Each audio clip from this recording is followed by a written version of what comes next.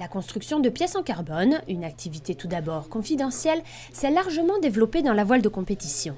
Et grâce à sa renommée dans le domaine, ces trois technologies travaillent aujourd'hui avec les plus grands architectes. Ensemble, ils développent Safran, Dérive ou Foil, des pièces devenues célèbres durant la Coupe de l'América ou le Vendée Globe, et qui permettent aux bateaux de voler au-dessus de l'eau. Cette pièce-là, précisément, c'est le safran du bateau massif de François Gabard.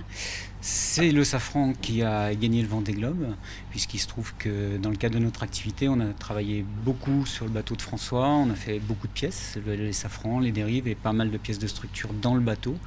Mais on a travaillé également sur le deuxième bateau qui est arrivé, Banque Populaire, et sur 12 autres bateaux qui ont pris le départ du Vendée Globe.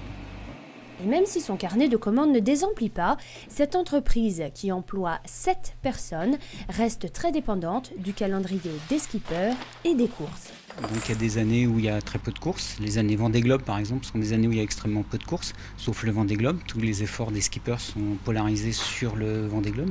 Donc c'est des années qui sont un peu calmes pour nous. Par contre, les années comme celles qui s'annoncent, où on va avoir beaucoup de nouveaux projets qui vont arriver, beaucoup de bateaux qui vont changer de main, des évolutions, etc. Et là, on peut avoir effectivement un certain nombre de pièces à faire et voir des plannings assez chargés.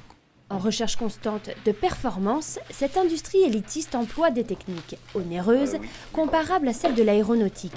On retrouve par exemple l'utilisation du carbone préimprégné, la transformation sous vide ou la cuisson en autoclave. La difficulté, c'est la précision, notamment dans les contraintes que nous imposent les clients, notamment au niveau des profils.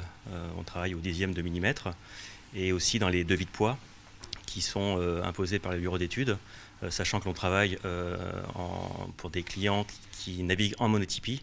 Donc on se doit d'avoir des pièces qui soient cohérentes au niveau des poids et des profils. Quant au projet, ces trois technologies espèrent équiper le futur trimaran de François Gabard, un bateau qui devrait être mis à l'eau courant 2015.